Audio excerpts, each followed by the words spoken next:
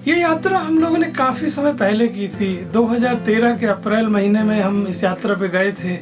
तो एक तरीके से ये काफ़ी पुरानी यात्रा है और इसका इस समय पोस्ट करने का क्या मतलब है। लेकिन हम लोगों ने जब इसको देखा तो हमें ऐसा लगा कि इसमें जो जानकारी उपलब्ध है वो जो भी इस यात्रा पे जाना चाहते हैं उनके लिए उपयोगी होगी। इसलिए हम लोगों ने इसका ये वीडियो बना के इस समय अपलोड किया है। अगर आप इन ज्योतिर्लिंगों की यात्रा करना चाहते हैं तो आप भी इसके विवरण से जानकारी हासिल कर सकते हैं और इस यात्रा पे जा सकते हैं। इसके पहले कि इस यात्रा का कुछ विवरण दें, ज्योतिर्लिंग के बारे में कुछ जानकारी आपको दे देते हैं। हिंदू धर्म में पुराणों के अनुसार जहाँ जहाँ शिव जी खुद प्रकट हुए थे, जिसको हिंदी में स्वयंभू बोलते हैं, उन जगहों को ज्योतिर्लिंग कहा जाता है और ऐसे 12 स्थान बताए गए हैं।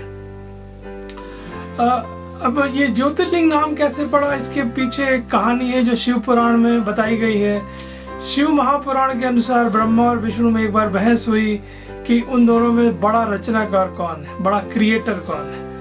तो वो आपस में काफ़ी देर तक बहस करते रहे और उस विवाद को नहीं सुलझा पाए। तो उन्होंने सोचा कि हम शिव के पास चलते हैं और शिव जी हमारे इस विवाद को सुलझा देंगे। जब वो शिव जी के पास गए तो उनके सामने एक महान अग्नि स्तंभ प्रकट हुआ जो काफ़ी ज्योतिर्मय था। और उस स्तंभ को देख के दोनों ब्रह्मा और विष्णु थोड़े चकित रह गए। उनको दिखा कि ये तो काफ़ी बड़ा है, उसका कोई अंत नज़र नहीं आ रहा है। तो ब्रह्मा और विष्णु दोनों उसका अंत ढूंढने निकल पड़े। एक ऊपर की तरफ गया और दूसरा नीचे की तरफ गया और काफ़ी जाने के बाद भी वो लोग थक गए, लेकिन उसका कोई अंत उनको नज़र नहीं आया। तो वो वापस आए और उस समय के बाद से ये एक ज्योतिर्लिंग, ये जो स्वरूप था शिव का एक ज्योतिर्मय स्तंभ के रूप में, वो एक ज्योतिर्लिंग माना गया। और इसी से ज्योतिर्लिंग की, आप सारे ज्योतिर्लिंग के मंदिरों में अगर जाएंगे, ज्योतिर्लिंगों में जाएंगे तो वहाँ आपको इसी तरीके का एक स्वरूप नज़र आता है शिव का। आपको मूर्तियाँ ज़्यादा नज़र नहीं आएंगी, वो स्तंभ रूप नज़र आएगा। हम करीब 5:30 बजे अपने घर से निकले थे। अभी करीब 7:30 बज रहा था। तो हम लोग तुमकुर के पास कामत होटल में रुके अपना ब्रेकफास्ट करने के लिए। तो जब तक हम ब्रेकफास्ट करते हैं, हम आपको एक कहानी जो शुरू में बताई थी ज्योतिर्लिंग की, उसको थोड़ा और आगे बता देते हैं, जिससे आपको कुछ और जानकारी प्राप्त हो जाएगी ये ज्योतिर्लिंग क्या है। ये जो 12 ज्योतिर्लिंग हैं, उनका नाम उनके अध्यक्ष देव के नाम से पड़ा है, जिसको इंग्लिश में अपन प्रिसाइडिंग डीटी भी बोलते हैं।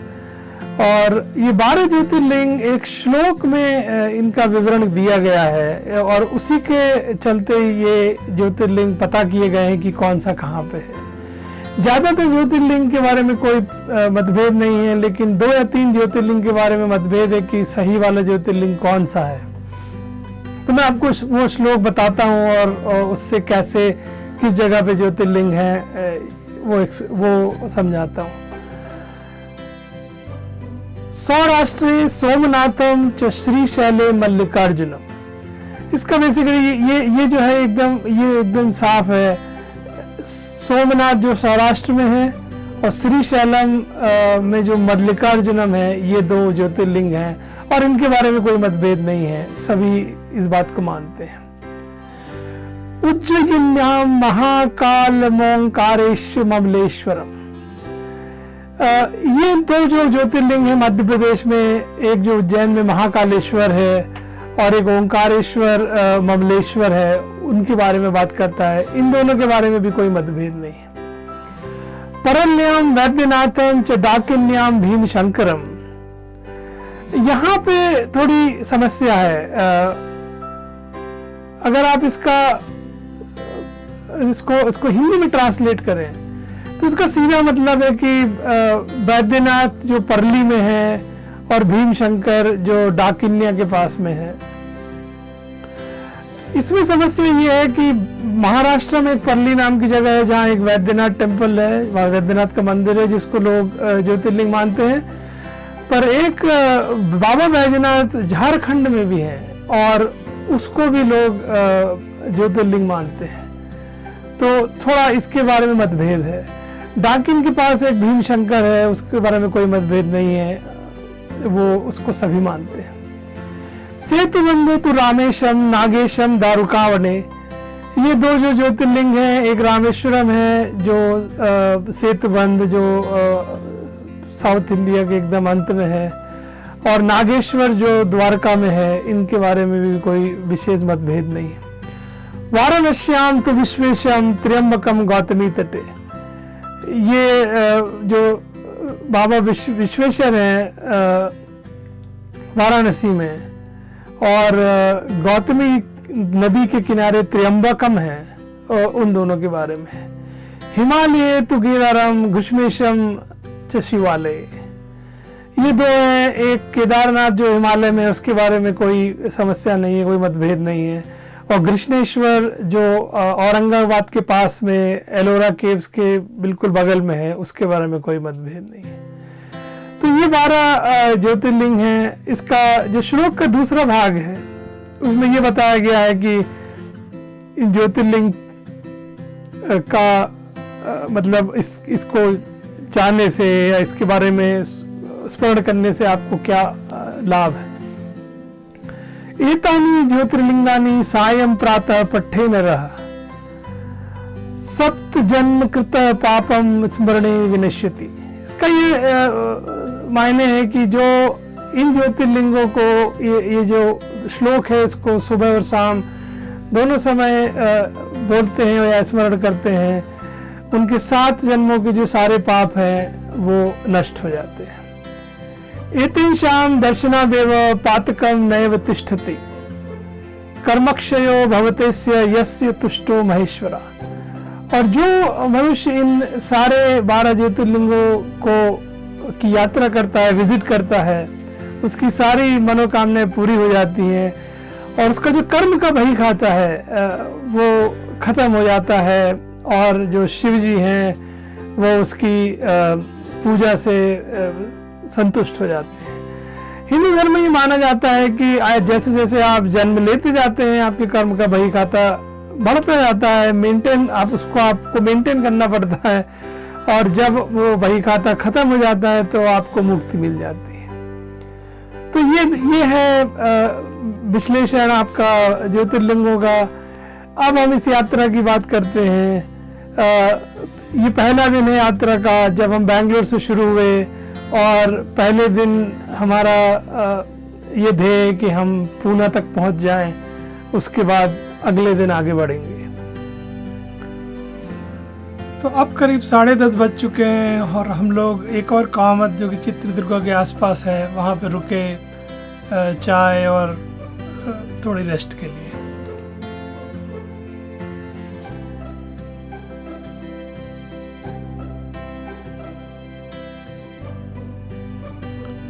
अब ऑलमोस्ट करीब 2 बजने वाला था, 1:55 के करीब हो रहा था, तो लंच की ज़रूरत थी।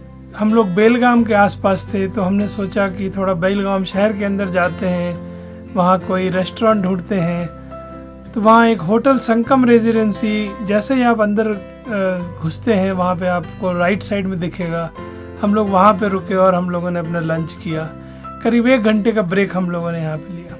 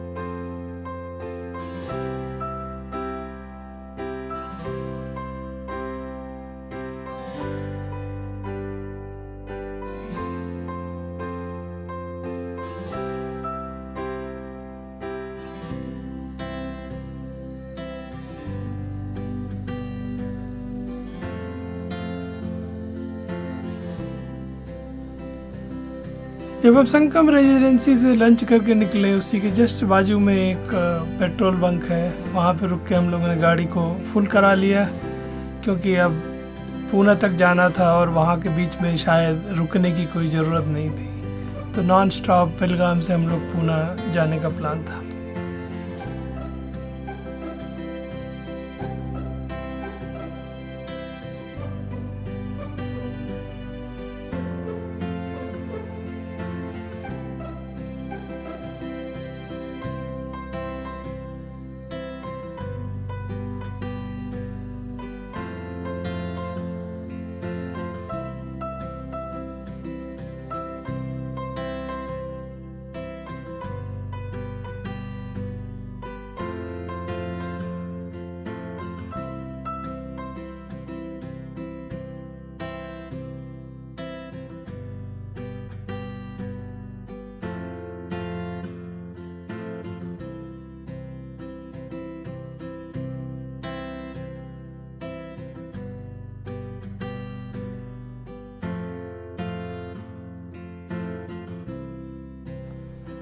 करीब 8:40 8:45 के लगभग पूना में जो हमारा होटल था रॉयल ऑर्किड सेंट्रल, उसके आसपास पहुंच गए थे।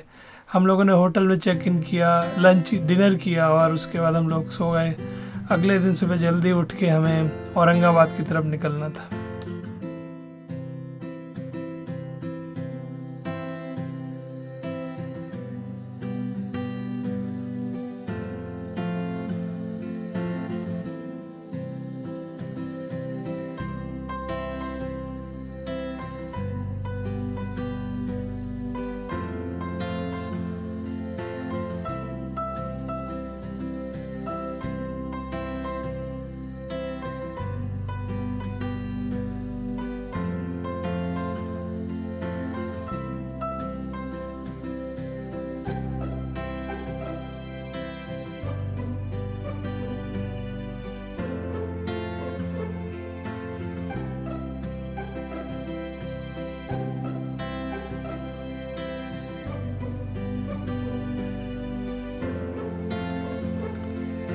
अगर आपको ये वीडियो पसंद आया तो आप इस चैनल को सब्सक्राइब कीजिए और बेल आइकॉन पे क्लिक करके आप नोटिफिकेशन के लिए भी सब्सक्राइब कीजिए।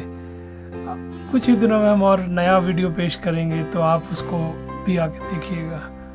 धन्यवाद।